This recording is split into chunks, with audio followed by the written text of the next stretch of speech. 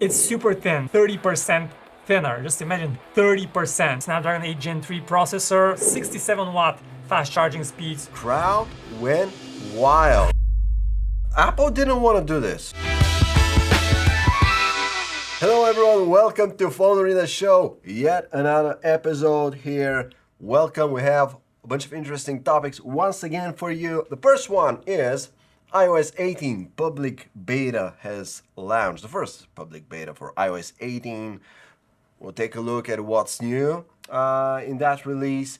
Next up we have news on foldables. We've completed our reviews.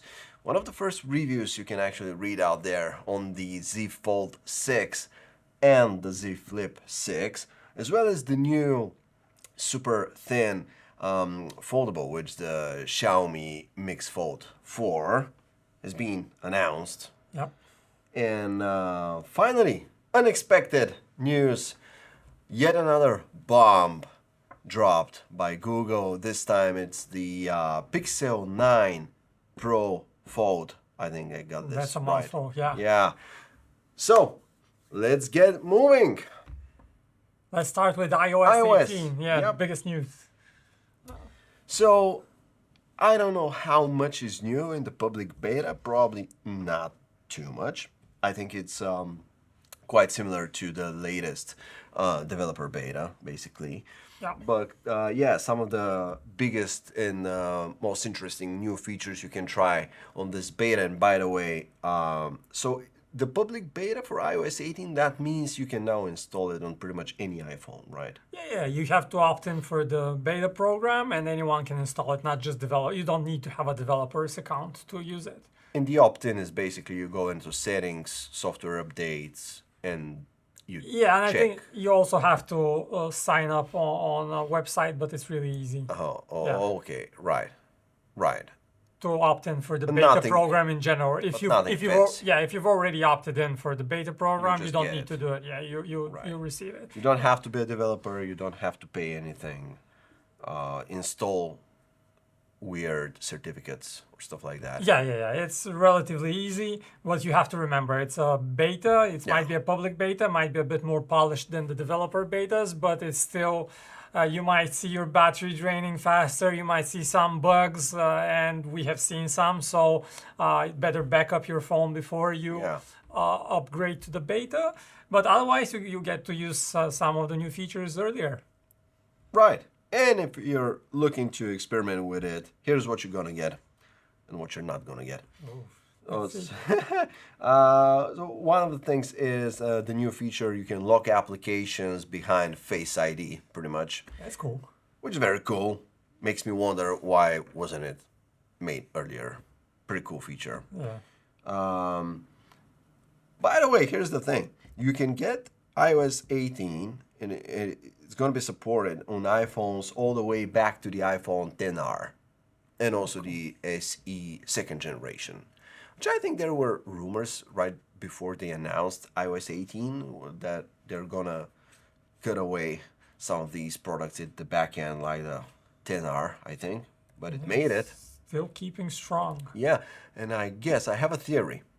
And my theory is that they want to, it's like a makeup for the terrible support for Apple Intelligence, which is going to be only on 15 Pro and Pro Max and newer. So pretty much no one's, well, a lot of people are going to get Apple Intelligence, but only those with 15 Pro series iPhones. And if you have a iPhone before that, which is perfectly fine iPhone to have, like Yeah. the 14, 13 series, 12 also, you're not going to get Apple Intelligence, but you're going to get iOS 18 even if you have the iPhone XR. So maybe just Yeah, at least that's something. That's good to hear, yeah.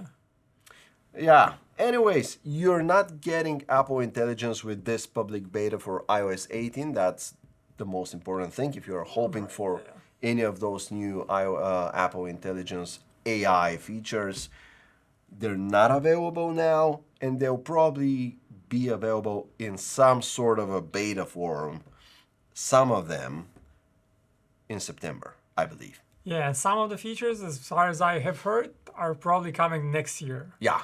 So it's going to be a very slow rollout for AI or Apple Intelligence. Yeah, and specifically the big ones related to the new Siri, which is gonna make Siri, like a real personal assistant. They're definitely next year stuff. Next year, I think in the spring of 2025 is when they're expected. But AI coming later this year and in beta form as well. Yeah, so why should you install the public beta? What are the big features for you? What do you think? Well, else you get the app lock behind Face ID. Yeah. That's good. You get of course, the customizable home screen. You can finally move the icons everywhere. Yeah, and make it ugly. And then the lock screen customization also, which I hear is pretty cool. So those two icons that Yeah. you have on your lock screen, you can Yeah. kind of set anything, or are there I don't know some- if it's anything, but you have options now. Yeah. For example, you can set it to open any app you want. Oh, that's Which pretty much I think is pretty much cool. anything. Yeah, and then you also get text and iMessages via satellite. Oh, okay. So until now, and they debuted the satellite thing with the iPhone 14. Right. Yeah, that's true. Okay, and yeah, it was only for calls. So basically, you don't have reception from your carrier. You can, if you're like have a clear view of the sky and no Yeah. cloudy conditions and stuff like that, you could make a call via satellite anywhere you are. Yeah, most importantly, you can also text your friends, like I've arrived to whatever this. But you can do this now with iOS 18. Yeah. Now you can also text, Yeah, and yeah, which is pretty cool. No reception. You can still send out messages. Obviously great for emergency situations, but also just for the fun of it. Oh, also, yeah, I imagine if you go to some very far away place, you can just let your loved ones know that you arrived safely, and it's a great thing to have. Yeah. I love this feature. And as far as I know, it's only available in the US now. And Yeah. I'm really curious what's gonna happen to this feature, because Apple announced in the beginning that this is gonna be free for I think they say 2 years or some time limitation. Those 1 or 2 years, I believe. yeah, that time period is already Coming to an end. coming to Yeah. an end. So Interesting. it'd be interesting to see when they start charging for it, how much it will cost. But so far, no details. Do you think there's any chance that's coming outside of the US? But it would be great. Why not? Satellites work everywhere, so it should. Yeah, I guess it's just a nightmare to do sort out all the regulations and stuff, because Yeah. you're using very, important part of the spectrum Yeah. those connections. So yeah. That's probably one question. Another very cool feature, by the way, which I didn't know existed, Okay. but I found it online. Thank you, Washington Post. Vehicle motion cues. What is that? So that is it's an accessibility feature. It is supposed to reduce motion sickness while you're using your phone while in the car. Not while driving, but imagine like you're a passenger in the car, and you know how for most people I know, Yeah, you definitely. try to use your phone while in a car, and it just you get like Yeah, you get dizzy. Yeah. dizzy, motion sickness. And so they have this new feature. Find Apple tackling the big issues, the big problems. That's a really cool feature. I'm serious, by the way. No, I'd like to That's try a it big out. one. No, yeah. Very interesting. But it says that, well, it doesn't eliminate it. It slightly improves Right. how you're gonna feel while using the phone, or at least that's what it says. Hopefully it works good. I haven't tried it, but yeah, essentially you activate it under accessibility, and then I'm not really sure exactly how it works, but some dots appear on the screen, and the phone detects when the car, for example, is making a turn or stuff like that, Right. or accelerating or decelerating, and then these dots are like some visual cues which move around the screen, like they get smaller and bigger, I think, as the car changes its speed, but also when it turns, the dots move around, and I think that is to simulate like so that your eyes and brain can detect that there is, in fact, some sort of motion happening. Right. Because if you're looking, the problem is with these motion sickness thing is your body detects that you're moving, but your eyes are looking at a static image. Yeah. So there's this disconnect. And the disconnect is, I forgot exactly what it was, but it's detects that it's something similar to being intoxicated or stuff like that. And so it sends that signal, causing you to basically, feel pretty bad. So so the dots moving on the screen should obviously slightly reduce the effects of getting this motion sickness. It's pretty cool, right? Yeah, that's a cool feature. I didn't know about this one. Yeah, and it's probably under accessibility, as you said, Yeah. so you have to enable it manually, but Yeah. check it out. I will. And because when you enable it, I think it doesn't know magically if you're in a car or not. You have to, enable You it have every to time. enable and disable. You want to disable it because you want to get rid of the dots on the display. of course. But they've made it easy. You can put it in the control center, so it's like a toggle there. Yeah, It's very it's easy. easy, right? Yeah. Yeah. Cool stuff. By the way, guys, you're not getting Apple Intelligence now, but you are getting transcription. So if you have voice notes or if you record audio in the Notes app, it's very easy to transcribe the voice notes, which is a feature that some other companies pass as AI. So you kind of have it. This one at least. And then we get to another interesting one, which is very cool and you're very passionate about, which is RCS. Oh, let's go, green bubbles. Let's go, green bubble. Green bubble power. So basically, that's one of the features that is coming in this public beta. It's already available. Many people have already tried it, used it, and it seems to work as advertised, which is great. And it's a big change for, of course, many people use third-party apps like Facebook Messenger, WhatsApp, whatever you have out there. So for them, this is not an issue. But for most people in the US that still use the Messages app as their default messaging app, the green bubble curse, it's a real thing.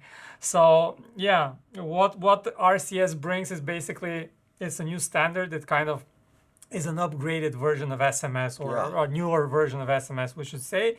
And the problem with SMS is that somebody just from an Android phone sends you a video or a photo to an iPhone, it appears very low res. It appears very pixelated. It's practically impossible to see. So now finally with RCS on an iPhone, those green bubble videos, photos look good, look like they are supposed to look, like you get from other iPhones, which are of course the blue bubbles. So this is the big thing. You have high resolution images and videos. Then you have read receipts, which is also nice to see. So welcome 21st century. Yeah, it feels like a big thing. And then you also have typing indicators, which is cool to see when somebody else is typing. So these three features combined make for a much more enjoyable experience between iPhone and Android users. So for me, that's probably one of the biggest things. If you live in the US, if you most of your friends are on Apple Messages, you use that platform a lot, you're gonna love it. You probably should upgrade to the public beta sooner rather than later. So And by the way, but you're still green bubble guy. Right? Yes, you're still green bubble, but with more power. Yeah, pretty cool. And Android phones have had this for a while now. Yeah. It's just that RCS is like cross-platform iMessage, basically. Yeah, but one problem that I have seen some people complain about is that RCS encryption is not turned on by default, so there might be some issues with encryption there, but you have to dig deeper and probably you can find more details as we dig into the whole story, and we'll probably have a story on phonearena.com where you can check out more details. But that's one thing to look out for: encryption on RCS. How is it gonna work? Is it as good as the default encryption in Messages? We will have to see about that. And by the way, Apple didn't want to do this. Oh yeah, it was not by their own choice. No. I think they were made to. And was it Tim Cook who said, like, Yeah. there was an interview and some guy from the audience asked about, where are you guys going to get us RCS stuff? Because my mom has Android phone. It was like, well, it's about time you get your mom an iPhone. She probably deserves it. Which was a weird moment, and probably it was, of course, intended as a half joke, half. Oh, it was great. Tim Cook. Yeah, but it rubbed many people the wrong way, and I can see why. Anyways, RCS. Yeah, the other stuff is about theming. You can now finally theme your icons. You can make them all black or blue or green, which is, as far as I know, available right now in the public beta. Yeah, it is. So you can really make your iPhone look the way you want it. You can make it really ugly, or you can make it your own. Yeah. Your choice. Your iPhone, your choice. For some sick, distasteful reason, if you guys want to make your icons like all black and purple, yeah, you can do that now. But iOS 18 wasn't the only new thing. Of course, we got the new iPad OS 18, watchOS 11, macOS Sequoia. So all of those public betas also drop at the same time. And I want to talk about the other new feature, the big one. The big one from across all the ecosystem. The biggest new biggest new feature. It's not RCS. No. It's not. It's the iPad calculator. Ooh. The one we've been waiting for. And yeah, well, the iPad calculator, we've been waiting for it for so long, and now it comes with math notes. And apparently this is the reason why they kept us waiting so long. But the calculator is just like a regular calculator app. Nothing too fancy, but then if you open the math notes app, of course you probably know it. You can use the Apple Pencil, write your equations, swap the variables, it will adjust the results automatically. It sounds pretty cool if you're in high school. It's incredible the positive feedback that you can feel when it comes to this feature. For some reason, math notes on the presentation, Right. I think. There was a lot of hype around it. There's a lot of hype around it. People seem to love it. I'm not sure if it's people or if it's Apple just hyping it Oh, up. and by the way, we were when we were at Unpacked last week, and Samsung introduced a very similar feature. I don't know if it's works the same way as math notes, but they showed some equations on the screen. And you can do that, and so by hand you can type out equations, and the phone's gonna obviously, using AI, help you solve them. Right. The crowd went wild. No other feature caused that such a reaction. There was a whoa, and everyone just went wild, man. I don't know. Was it the crowd, or was it the few guys that Samsung always has at their events that that are there to make a big deal out of the I think it was more like those guys, but a lot of those guys were there. So my concern, of course, that's it. cool. Now, if you have young kids that are in high school, you can use that. You're gonna be the coolest dad. You can show them that.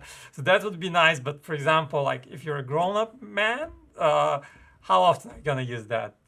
I don't know. I'm probably not ever very gonna often. use it. But I don't think that's gonna be. I mean, it's cool, but No, yeah, of course, yeah, it's cool, but probably not part of your daily routine to solve equations. not really.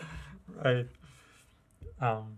So iPad calculator. Anything else about it? I don't know. No, it's just a calculator app with big buttons on the iPad. So enjoy. Worth the wait. Worth the wait. So moving on to the next big topic for today, which is again foldables. Our favorite. We should make it like a standard, A regular occurrence in these episodes. I think it's already become one. So what do we have? We have the Galaxy Z Fold 6 and Flip 6 reviewed on PhoneArena. You can go and check out the reviews there. Just wanted to make a quick recap of what we think about Samsung's new foldables. We've been waiting for these products for a full year now, so they're finally here. And I think Samsung did a pretty great job, as always, getting a lot of heat. But as a whole, objectively speaking, That's how I like to speak objectively. So the Z Fold 6 is actually a pretty solid phone, pretty solid, foldable. I hate the price. Yep. Price is pretty bad, but aside from that, Right. I mean, the hinge, the screen, the crease, a little bit better, but pretty much everything about it screams refined. The same thing, but better, refined, and it just feels like a complete product. I loved it. Basically, the design and for the when it comes to the Fold, like the design and the display is the main area where we spend the most time right now. Because for a regular phone, okay, yeah, it looks great. Screens are already always pretty much great, and who cares? But for the Fold, man, the hinge, the mechanisms, all of that stuff, the thickness, very important. And I think they did a pretty good job. Still thicker than some of the thinnest foldables out there, but pretty solid. A solid 6.8 out of 10 rating. And now for the uninitiated, I want to say just that. So the rating, guys, this is our new ultra sophisticated, extremely advanced, and how do I say it? Just the ultimate Unbiased also. ultimate unbiased objective rating system for reviews. No one else has such an advanced and sophisticated review rating system. So it's 6.8 out of 10 because we decided like the 7 to 9 rating system. We don't like that one very much. So we have real ratings now. And so what it says is basically it sounds low, but it's actually 4.4% better than other products in this price class, about $1,900 dollars. So it's actually better than the average of what you can expect out of that price category. Now, Pixel 8a cost $500. We've rated it 6.7, 6.8, pretty much the same rating. And so just want to compare these two to explain how the system works. Is okay, so you have Pixel 8a, which is arguably a way simpler device compared to something like the Z Fold 6. Both have pretty much the same rating.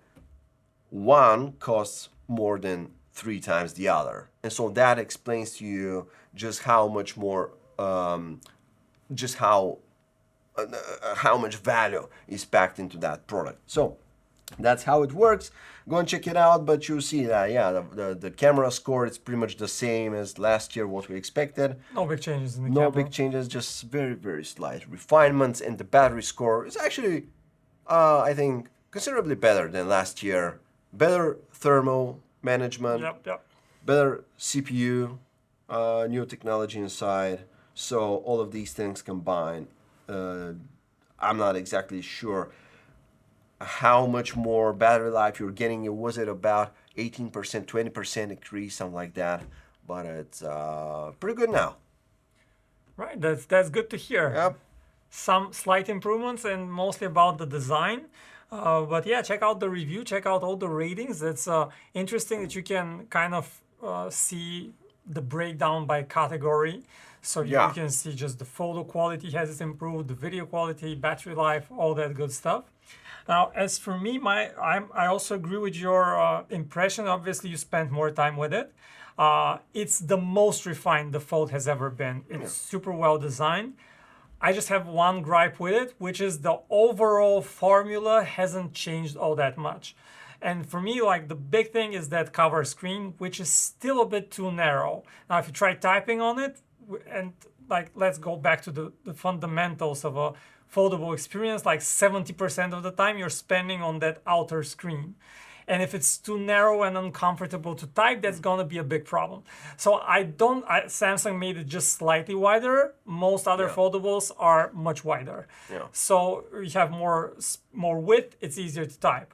So yeah, with the Galaxy Fold 6, it's better, but it's the best Fold it's ever been, but it's still a Fold. Yeah. It means this limitation kind of remains. It's not a huge change in terms of that formula, but yeah. So that was my take on it.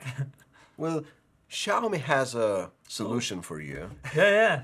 Xiaomi announced something really interesting. The company like dropped it. It took maybe like what a week after the Samsung event, and and Xiaomi then held a big event in China, and it dropped two foldables. It dropped the Xiaomi Mix Fold 4, which is a book style foldable, and then it dropped the Xiaomi Mix Flip, which is a flip phone, obviously. First ever Xiaomi foldable flip, right? Yeah. And there's something exciting happening in China, and especially for foldables. The Xiaomi Mix Fold 4, it's going to be a mouthful of a name, but it is what it is. It's super thin, less than 9.5 millimeters. And compare this to around 12 millimeters on the new Galaxy Fold 6. So this phone is 30% thinner. Just imagine 30%. That's a big difference. And it's also lighter. It's lighter by around 10 grams. It's about the weight of an iPhone 15 Pro Max. So again, in terms of just weight and feel, I think the Xiaomi Mix Fold 4 is ahead of the Galaxy. And initially, it's going to be available in China only, but it's coming globally in probably a couple of weeks or months. It's not coming to the US, but we all know that Xiaomi phones are not available in the US market. And it's also got a very advanced camera system, something which the Galaxy lacks. So it has a proper periscope zoom camera. It has a very powerful main camera. It has 4 cameras in total. So that would be 2 zoom cameras, the main camera and the ultra-wide camera. It has a big screen on the inside. It has a wider screen on the outside for typing. So it pretty much has everything. And the price in China, it seems almost too good to be true, but you have to know that prices in China are typically lower. So in China, it costs $1,100, which you can imagine for a book style foldable, the Galaxy costs nearly twice that. But globally, I expect the prices will be closer to that of the Galaxy because you have taxes, you have, it might undercut it by just a little bit, but it's probably gonna be close to that. And yeah, that is the Mix Fold 4. I forgot to say it's got the same top-end Snapdragon 8 Gen 3 processor. It starts with the 12 gigs of RAM, 256 gigs of storage. It's got everything pretty much. And by the way, 5100 milliamp hour battery, which is again, beefy. and imagine it's such a thin phone and it's still compared to the Galaxy. In the Galaxy, you have 4400, and here you have 5100 milliamp hours. A big difference. Now, one thing I'm not sure if is the hinge is as good on the Galaxy, because the Galaxy is known to have worked on that component, really put the time and effort, and it's very smooth and solid. And on the Mix Fold 4, that one remains to be seen, but Xiaomi says it's certified for 500,000 folds, which is a lot. Should probably be enough for a few years, maybe. Oh, more, I would say more, yeah. And then the other also very exciting phone is the Mix Flip, Xiaomi's first clamshell style of a flip phone. And again, you can see that in terms of specs, the Galaxy Flip 6, the big competitor, it has a 4,000 milliamp hour battery. And this one, 4,800 milliamp hour battery. So much larger size, nearly 20% larger battery. Again, top end Snapdragon 8 Gen 3 chipset. Again, you have the 12 gigabytes of RAM, 256 gig storage, a huge screen on the front. Again, 4-inch screen on the front. Very cool design with the 2 cameras kind of on the side, but the content is really well optimized on the screen. So it kind of moves to the side and you have like widgets around the top cameras. You're gonna see an image here explaining what that really looks like. Again, fast charging. The Xiaomi phones have, both of them support 67 watt fast charging speeds. So these phones are really impressive. Whereas the Samsung Fold is 25 watts. 25 watts, yeah. So this is theoretically nearly 3 times faster. It's probably in real life, not the difference is not that huge, but definitely those phones have faster charging. And still, that's all pretty much on paper, and for now at least. We're obviously we need to spend some time with the products themselves to be sure that they're good enough. Although, you know, previous foldables out of China have more often than not been pretty solid. Like they aren't like imitations of a real product. They're real products that work, actually. Now I'm hearing that the Mix Fold 4 has a little bit of a crease, a bit more than even the Z Fold 6. So there is some trade-off happening there, but yeah, we'll have to see it. Well, at the end of the day, you just have to kind of admit that you have a lot of this competition coming from China and not that much happening in the Western world. Outside of it. Yeah, and it would be really good to see some competition to Samsung, at least some alternatives. Right now, we only have the OnePlus Open available in the West, and that is great. But hold on, the competition is coming yeah, from good old Google. Mountain View is coming out with the Pixel 9 Pro Fold, the big bombshell of a news from this week, because it started to leak out pretty ugly, and they decided to put an end to all the leaks and stuff by actually revealing the design. it. Yeah, pretty much. And we weren't sure if we saw the leaks. We knew that the Pixel 9 series was coming, 3 new Pixel 9 phones. We weren't sure if the foldable one was coming as well. Nobody knew. Yeah, and finally now we know. Okay. It's coming. It's coming. Oh, it's coming. And it's very different. Seems to be quite different from the first Pixel Fold, which had a little bit of a unique aspect ratio. It was a unicorn in the It Fold. was like shorter, but wider. And when you open it, it was like decidedly like a landscape type of thing, unlike most other foldables, which are more squarish or slightly taller, but this was quite wide. It was terrible design, by the way, for the Pixel Fold, in my opinion at least. Well, I think it was cute, it looked great, but the mechanics of it weren't too good. Like the hinge, the hinge was terrible, didn't open fully, never. You can never get it to open like fully. And there was a terrible crease right down the middle. There were some durability issues reported online shortly after the launch, I believe. So there's a lot of ground for Google to cover here with the Pixel 9 Pro Fold.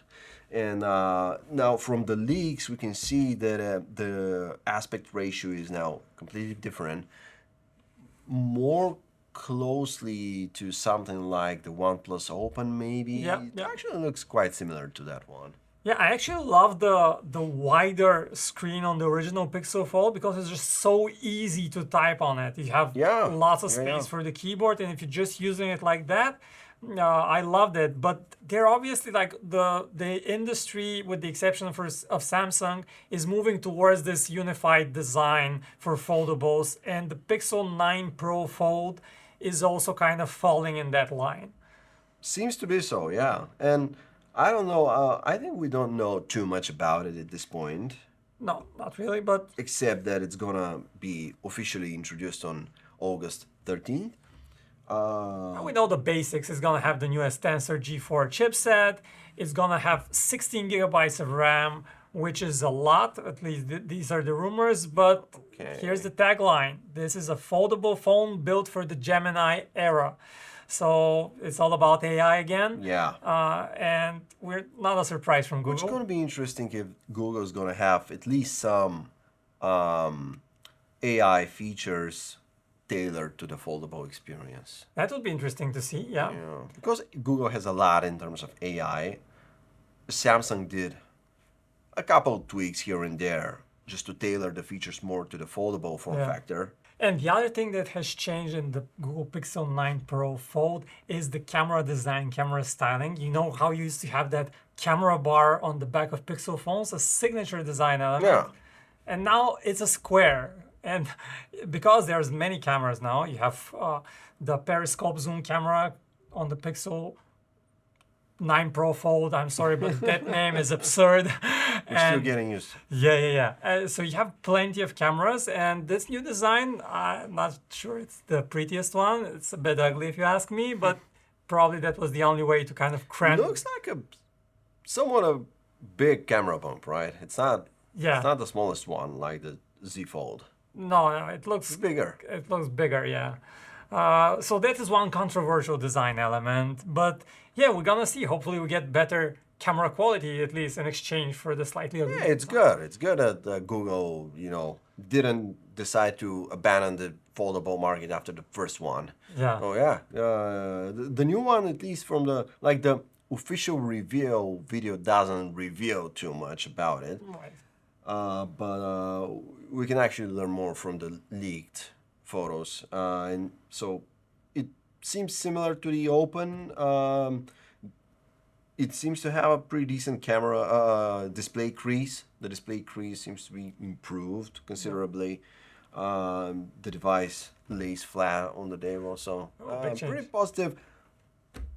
The price, once again, is gonna be the big thing because the previous one was as much as the Fold 5, $1,800. So I don't expect any changes here. It's still a premium product, so I would bet that probably stays around the same. it's gonna be weird if it gets cheaper, considering the Fold became more expensive. So, but wait, it's gonna be a tricky move from Google. Might actually work. So the Fold's getting more expensive, but the Pixel Fold 2, sorry, the Pixel 9 Pro Fold All right. You got gets cheaper. That's gonna shake things up maybe a little bit. it will, but yeah, I think the chances are kind of slim. Yeah, So they we'll are. see. They are. Anyways, guys, these were the top 3 things from the PhoneArena show this week. Come and visit us at phonearena.com. We have a lot of interesting materials for you this week as well, lined up and ready to go. And see you guys next time. See you around.